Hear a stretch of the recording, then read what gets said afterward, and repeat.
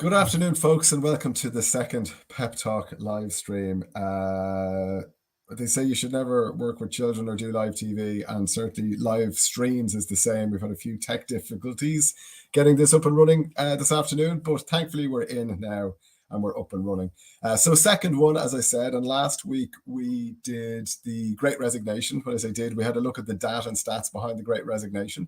It is a real thing, and the forecasts of 40 to 60% are not wildly off what people are going to expect in 2022.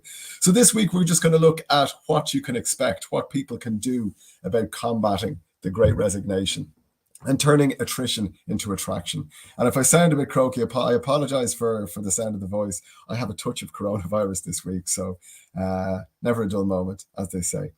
Okay, so what I'm going to do now is just give you a brief little introduction to Pep Talk in case people on the stream aren't familiar with us. So Pep Talk are a team engagement and action platform, and the basis of our product is insight, action, and measure. So we help you understand your people. We give you things to do with them, and then we measure the reaction to those. So it's all about boosting engagement and connection within your workplace. We have specific tools for leaders, which we might talk about today, and we do live events and speaker events and online events. So that's Pep Talk. And what I'm going to do now is bring in my guest host and colleague, Niall O'Carroll, who is Chief of Global Partnerships at Pep Talk. And Niall, welcome to our second stream. How are you feeling? Hey, Gus, I'm good. I'm feeling a little bit better than you, it seems. Yeah, I should have said how you did. Yeah. You're coming from us live from the Kingdom today. I am, yes. The Ring of Kerry Golf Club, believe it or not. Very good. Very posh.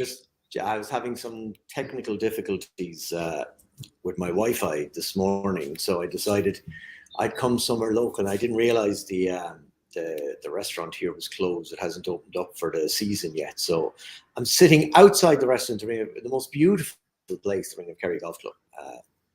Coming to you live today. And you're working hard, I've no doubt. Oh yeah, flat out. Good man. So, excuse me, and apologies again, people, for the voice.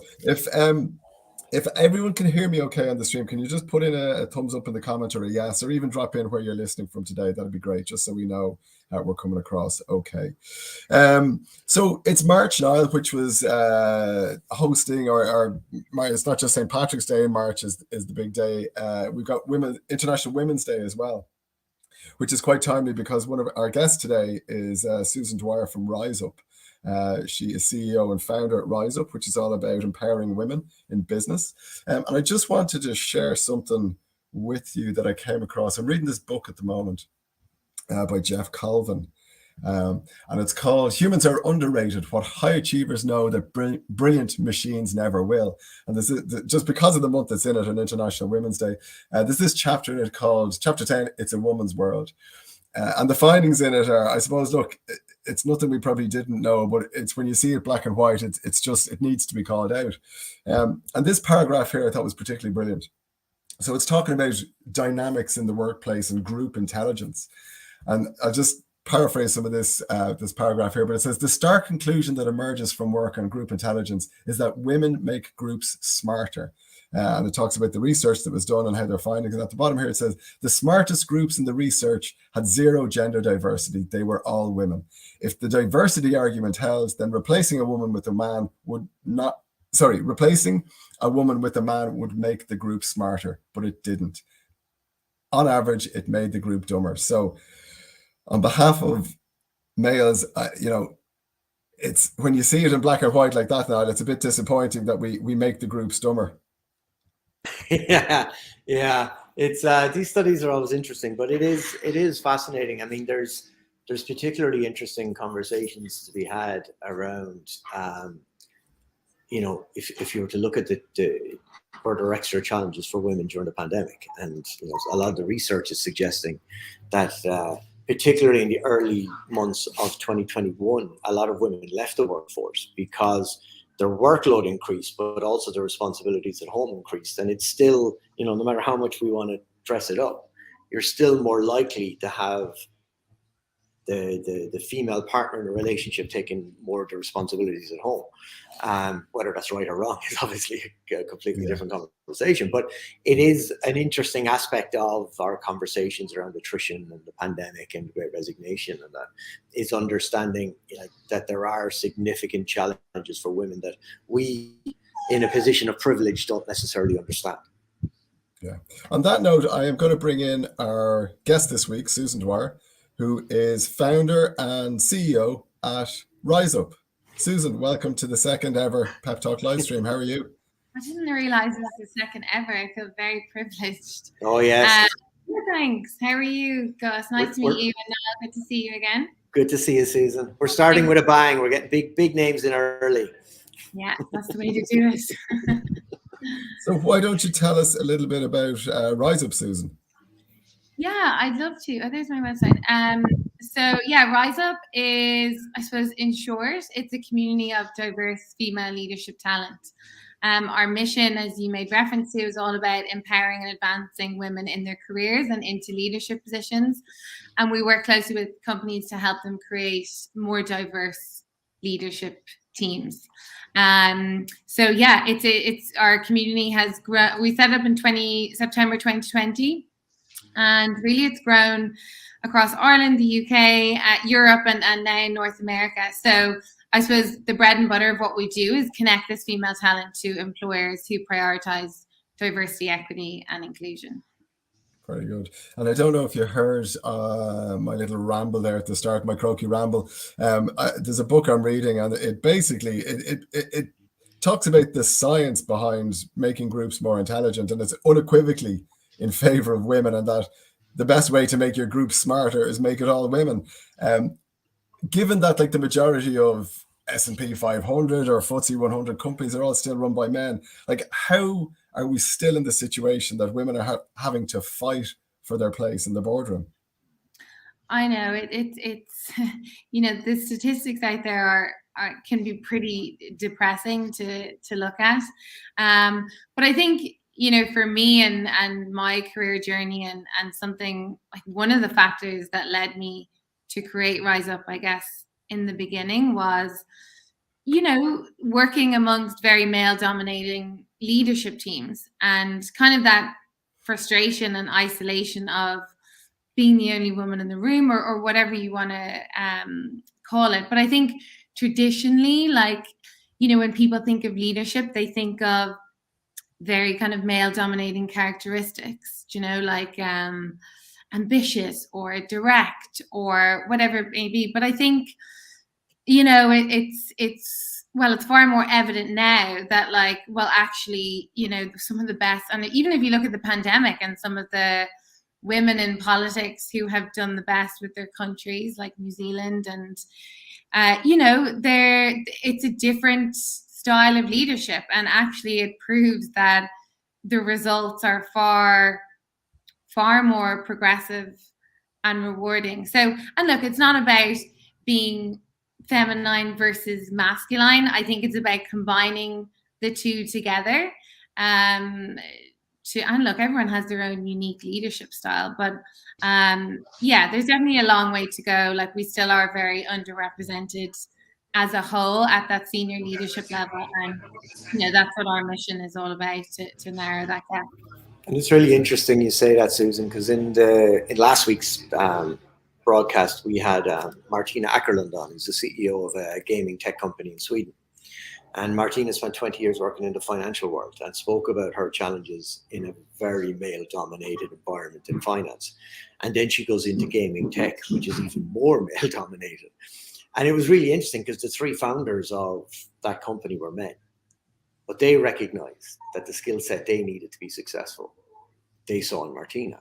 I'm not saying they saw it in Martina because she's a woman, but one of the things that she champions as a leader, and this is where kind of the conversation will eventually change, and probably needs to change, is that, you know, yes, we have to have these conversations because women are underrepresented.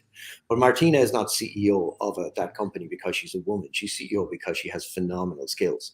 And one of the skills she really champions is the building of relationships.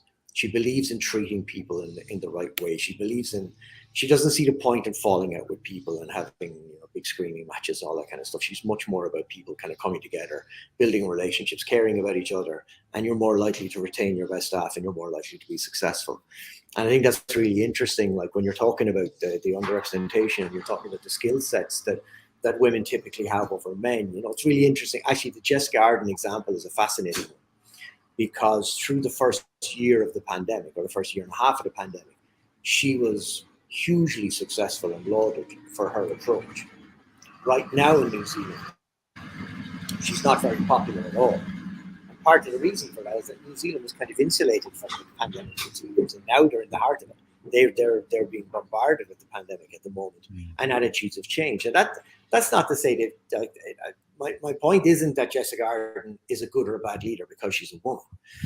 My point is that, you know, the way we're viewed as leaders is always it's always in a state of flux, and things will come and go, and things will change, and you'll be good and you'll be bad. And I've had male leaders who were brilliant, and then they were rubbish. I've had some who were terrible. I have some who were brilliant, and the same. Like I've some of the best leaders I've had are women, or some of the best leaders I've seen in sport are women. And it's not about their gender, it's about how they carry themselves. And I feel that great leaders, regardless of gender or race or, you know, sexual identity or any of the topics that we can talk about, I feel that great leaders are defined by their ability to build relationships and bring people with them and create an environment where people feel like they care. I don't know if that's something that sits with you. Yeah, like 100%. I couldn't agree with you more. I think where the problem is, like, and you know, International Women's Day was great because it opened up a lot of conversations around unconscious bias. And you know, the reality is that there's so much unconscious bias at all levels, not just in business, but in life in general. And you know, like where companies, to talk about attrition, like, you know, and there was a study done in Ireland, like there's a permanent drop off of talent for businesses for women between the ages of 29 and 41, aka when we start to have babies, or we're caregiving for elderly or sick parents, like general life stuff happens. And you know, like we talk, a lot of the women in our community would be mums, young mums, and you know, there's just a lot of bias at that stage of life. And I think like the more support and initiatives and programs that we can create in companies to support women at this stage, like the less attrition that companies will experience. And look, at the end of the day, I think it, you know, diversity is great, and hiring underrepresented people to balance out the playing field is obviously super important, and it can be a difficult thing to do.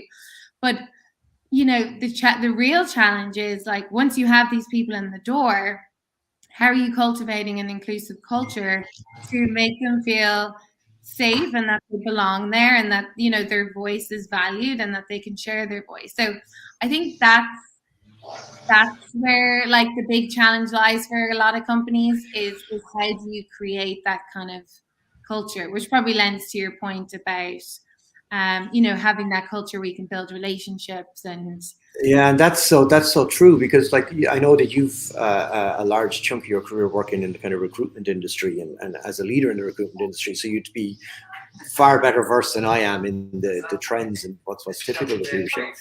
But one of the things that I thought was particularly interesting is I read an article in Forbes the other day where it's talking about there was a massive move towards diversity and inclusion at the early stages of the pandemic, and loads of roles were created. And over the last 2 years, people have worked in D&I roles. But the suggestion from this article was that a lot of these people are going to end up looking for new roles now, because companies haven't invested in inclusion. So they've come in to do their jobs, and they've been given the opportunity to talk about diversity, but there's no inclusion. The inclusive side of it has been forgotten. And it's actually really interesting. There's a Deloitte Global report that says that, sorry, my dog is attacking people here. There's a Deloitte Global report that talked about 35% of women who felt disenfranchised during the pandemic because they felt that non-inclusive behaviors have permeated, and that, you know, because we were in a remote world, that, you know, male colleagues were more likely to group together, talk together, keep in touch with each other, meet each other socially, whatever, and that women were being excluded again. And I just think that's a really fascinating point. Sorry, Gus, I'm chatting away here now. You're not getting a chance. No, you're grand. It's all good stuff. Yeah, just to get us sort of for deeper into the attrition discussion. Last week we saw stats about it. So the orange line is attrition in the US for 2021. So if this trend continues, we are going to hit the kind of late 30s, early 40% attrition rate that the Great Resignation was talking about, which is about twice what it normally is. So if we look at this study by Mercer here in North America, I'll make that a bit larger so we can see the numbers, but like the average turnover for the States in a year this is from 2019. So in 2019, the turnover was 22%, and in Canada, just up the road, it was 21%. So if even if it's only 30%, let's say the Great Resignation was forecasting massive turnover, but even if it's 30%, it's still 50% more than what we're used to, or what was normal, if you like. But the data suggests that it's going to be closer to kind of 40%. And why that's a big problem is the cost of attrition is usually you have to pay about 50% of a salary in hiring costs. So if you're hiring someone for 100 grand, it costs 50 grand to do that, and then plus you've got the time it takes, and the fall off in knowledge, and the disruption while they're gone. So it's always been an issue. Attrition has always been there, and it's always things employers grapple with, but it's a huge issue for 2022 and going forward, and it's probably likely to stay. And I just put it out to the two of you. Have you any kind of insight, or what are you hearing anecdotally that are the main causes for this, or like what's driving this, do you think, this move for attrition?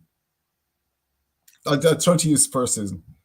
Yeah, I think it's important to recognize that like attrition essentially starts with recruitment, and like the more spot on you are, the more time and energy you spend in your recruitment process, like the less risk involved in these super high levels of attrition, because you're identifying who the right people are for your business. And like I'm speaking to a lot of people in Rise Up, and the amount of people that are quitting jobs within the first 6 months is crazy. And like the long story, the main reason is because the recruitment process was bad, or it wasn't thorough enough. And so yeah, I think that's a really important thing. I think another trend that I'm seeing, obviously, like, some people think the Great Resignation is just a buzzword. Like, it's not. And I'm sure you discussed that in last month's session, but like there's mass movement happening still. And I think, the pandemic, like the reality is it shifted a lot of people's mindset in terms of, well, what does success actually mean to me? Like, do I want to be experiencing burnout for the next 5 to 10 years, or, working 80-hour weeks and not seeing my family? I think like there's definitely been a shift in priorities, and like the jobs market is so crazy and competitive right now that if companies aren't offering remote work and flexibility, like, especially like I'm making reference to women because that's mostly who I work with, like they're not going to be able to retain their talent, but they're also not going to be able to attract new talent. So I think like remote work and flexibility is it's a non-negotiable if you want to attract that top quality that top quality talent. Yeah, so they're kind of like a couple of the key things that I've seen as of late. Yeah, I think culture and purpose, while they might never have featured either on a job spec or in a candidate's mind, I think they're front and center now, probably because of the pandemic, more so. And Niall, what would you say, or why, or what's the focus? Why the shift from prospects and salary and location? Why is it now culture and purpose? Why are they the driving factors, do you think? I kind of agree with everything Susan said, really, but I think probably the pandemic has kind of amplified. If you're unhappy in a role, I think or maybe it's the awareness of what you value in the role has become kind of exaggerated because we've been stuck at home and we've been balancing, the dog care and child care and all the other cares that you have to take care of when you're at home. And I also think it brought into perspective for companies the fact that, something we've talked about before is about, identifying leadership and identifying that the way you've promoted in the past isn't going to cut it in the future world of work. And one of the reasons that there's a lot of attrition that we spoke about last time, like from the Gallup polls and the McKinsey reports, one of the reasons there's such a high attrition rate, according to their reports, is down to the relationship people have with their managers and why they're leaving. And this whole kind of old school kind of philosophy that the number one salesman becomes the sales manager, when the skill set you need to be number one salesman is entirely different to what you need to be a sales manager. There's nothing wrong with not, having a different skill set, but that's just a reality. You need, as a manager, you need to bring your team with you. You need to create a culture. You need to get people to believe in a collective goal. Whereas as a salesman, it's much more driven by the personal and the bottom line. So it's kind of like figuring out, well, how do we promote people who can manage people in a hybrid world, which is what a lot of companies seem to be at? How do we identify the skill sets that mean you can handle the hybrid and handle the office-based or the remote? And that's a challenge, it's a huge challenge, in my view, Gus. Yeah, and just to jump on that point, like we did a survey across our community in December, asking women predominantly, how many of you are planning to quit your job or switch employers over the next 6 to 12 months.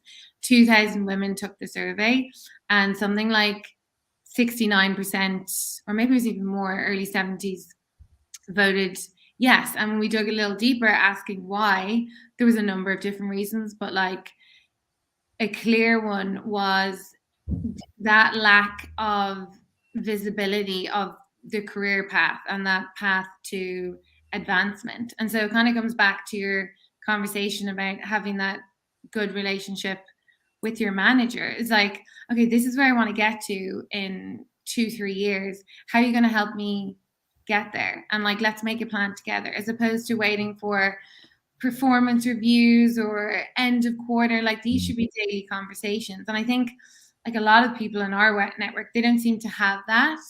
There doesn't seem to be that. And I think because we're working remotely, working remotely for the most part, I think is great. And I think it has a positive impact on people's lifestyle. However, I think like sometimes that connection isn't as easy to form. So you mightn't be having that extra conversation in the office around how you might be feeling or any problems. So I think it's really important for companies to like make extra effort to create these safe spaces for employees to have this dialogue with each other. And, I'm feeling this way, or a bit pissed off at this week, or, I think the more companies can create these safe spaces, the less attrition that they'll experience. Gallup of like, if you ever need a kind of work-related stat, Gallup have it somewhere. Yeah. And to backing up what both you were saying about managers, like I think they said that 70% an employee's kind of day-to-day enjoyment or well-being in a job, 70% of that is controlled or influenced by the manager. And 50% of people who leave jobs said that if the manager had said something or tried to do something, they would have stayed. So I think we underestimate how important, and when I say leaders or managers, I mean like the guys in the middle, the guys in the trenches in the company. Because our thing is obviously that leaders, we anyone can be a leader, and I know you're hot on that topic now. It doesn't have to be the guy with leader in his title. Anyone can be a leader, but it's kind of forced on these guys in the middle who are the middle managers. They're the center of gravity of an organization. They are the ones that have to deal with it going up to the C-suite and down to the people who are actually doing the work. But very little of the training budget or even attention in a company goes on these people. Absolutely, Gus. And it's funny, like in like obviously I've come from the world of sport, and Aaron Walsh, a good friend of mine and a good friend of Pep's. Aaron did some research recently with 300 coaches, where 95% of them recognized the importance of mental skills, but said they spent 5% of their time working on it. And if that's in sport, where mental skills have become embedded over the last 20 years or so, what's happening in business where people are only just starting to think of it now? And that's the thing. Like, I mean, one thing we do in Pep Talk, for those people who don't know Pep Talk, like one of the things we do through our app is we encourage people we encourage managers to bring their teams in to do a check-in, just to get a sense of where the team are at, whether they're anxious or happy or, under pressure, uncertain. And then we do a thing called a team talk. And that really is exactly what Susan was just talking about. It's very simply once a month, you take 5 minutes out of a regular meeting to actually talk about how are we getting on, where are we at, how are we, how are we as human beings? And try to kind of recognize that we're not dealing with machines, we're dealing with human beings. And if you put a human at the center of the workplace, you're always going to be in a better position to withstand things like the Great Resignation. And I think one of the challenges that comes off the back of that is the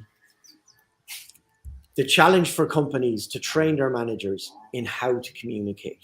And by communicate, I don't mean stand up in front of a room and I find it much easier to stand in an auditorium in front of 2,000 people and speak than I do to sit down with one person and give them a really direct, unpleasant piece of information. And it becomes an awkward conversation because I'm uncomfortable doing it. And that's why, like, the word of 360 that, most of us working companies will understand about what a 360 is. And this idea, I mean, it's a brilliant idea. You get an insight from everyone, at different layers of your company and what they think about you. The reason 360s generally don't work is the person who's delivering you the results of it is so uncomfortable telling you the negative stuff that they get really, really kind of dance around and are sort of. And now, we're not saying you're a bad person. And it becomes this really weird conversation where actually it's a hugely powerful one, because what we believe in sport is that the learnings from your mistakes are the things that make you a champion. And if you're willing to embrace your mistakes in sport, why would you not be willing to embrace your mistakes in business to make you better at what you do? But the challenge is you have to have that trust between your manager and your team before those conversations can take place. You can't just rock up and go, here, I've got this brilliant information for you. We're going to go through some of the things you did wrong and help them fix it. If you haven't got that relationship of care and trust, it's just going to fail. So it's about understanding, as organizations, how do we train our leaders to build that trust? And I passionately believe that is the key to retaining your best talent in any workplace. And I think, just to add a point to that, like, something that I see a lot of is, like, when women come back from maternity leave, say, for example, or maybe they're having issues around infertility or pregnancy loss, anything like this, they come back in and the middle manager, the person who they report into, has never experienced any of these things. And they're not a bad person, but they just have never dealt with any kind of situation similar to this. And because of the lack of training available to that manager, like, obviously the person is extremely unhappy. He's just returned for whatever. The transition has just been dealt with really badly. And again, they're losing, like, companies are losing talent to that situation. So yeah, I totally agree with that point of that middle management and extra training and support to support the rest of the team is key. Just before we draw to a close, just a couple of things I just want to show up on screen for the viewers. So this is just a very simple calculator we have on how much attrition could cost your company. I'm just taking some round numbers of 1,000 employees with a 20% attrition rate. Let's say it's the average of what it was a couple of years ago. Like, you're losing 200 employees a year, and that's costing your company 8 million, because you don't just have the cost of hiring, there's the training and the ongoing learning and development.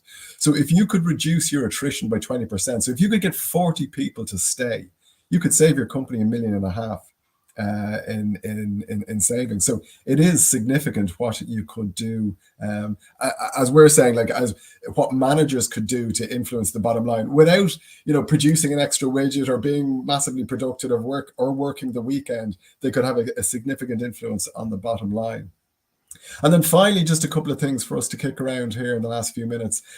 We have a blog post on peptalkhq.com about 5 ways managers can reduce attrition, or how you can empower your managers to reduce your attrition. And it basically comes down to not basically, or these aren't the only 5, but we've picked these 5, some of which both of you have touched on already. So like regularly connecting with your team, Niall, you mentioned that. Leading with empathy, I think you talked about that, Susan. Advocating for your people, providing regular feedback, and recognition and encouragement daily. So the thing I'd like to finish up on and throw back to you is, none of these are hard skills. They're kind of the softer skills. And it's just really about being good people, good leaders. Would you agree that being a good leader is more about the softer skills than the harder skills, or is there anything else you'd like to throw in that could help reduce attrition in companies? I'll throw it over to you, Susan, first. Yeah, that's a good question. And I don't even really like the term like soft skills, because I think it kind of diminishes like those key skills. But yeah, look, in terms of like from what I've seen with talent retention, I think in general, like things that I've spoken about already, like flexibility, remote work, I think support around mentorship is key, and something that a lot of us don't have available to us in our companies. So that support and investment in long-time learning is absolutely key. Like the reason I left my last job was I didn't feel like I was learning or growing anymore. And that's something that probably a lot of people just come to a point. But it's, studies show that like 97% of people would have stayed longer in a company had they had that support. So I think the open communication and support from managers, I think like the reality is that like we all want lives outside of work. And so companies that can support you to having that balance and supports you around your well-being, like that's just, and I think now like people have learned that post-pandemic, this whole culture of, work and grind or hustle, like it's outdated and people don't want to do it anymore. They want to watch their kids grow up, or they want to have those personal lives. So the more companies can do to promote those types of culture, where people can have that life outside of work while also being super successful in their careers, I think is key. And I think that's a trend that isn't going to go away anytime soon. Hopefully not. Totally agree with you. Niall, any final thoughts on? To be honest with you, I think Susan has summed it up. I don't really think you need me to add very much. I just would echo one thing she said, and I hate the term soft skills. To me, they're essential skills. And anyone who's ever been successful as a leader in any organization I've worked with understood the importance of being human and connecting with people. And I think that's where the investment in, like, forget all the silly, massive leadership companies all over the world. Invest in helping your people be more human. Yeah, in my defense, I did throw up the air quotes when I said soft skills. You did. I'm with you guys on I'll let you up. Don't worry, we'll harbour it against you. It'll come up again in future episodes. Don't worry. Okay, we will leave it there. We're just over the half-hour mark. We leave it there. Susan Dwyer, founder and CEO of Rise Up. Thanks a million for your time today. We will definitely get you back on again. Niall, what are you doing? I'm giving Susan a round of applause, but I'm balancing my laptop on my knees. So it's a danger to the laptop on my phone. Oh, okay, very good. Very good. Niall, as always, thanks a million. And sure, I'll be chatting to you later on, no doubt. So thanks a million for everyone who watched. Thank you so much for having me. Okay, bye. Thanks, Susan. Talk to you soon. Last thing I'm going to throw up here for viewers is, if you want any of the resources that we've talked about in this or any of the live streams, just hold up your phone, open the camera and scan that QR code, and we will add you to our email list. Thanks a million, folks. We will see you next Thursday. Bye-bye.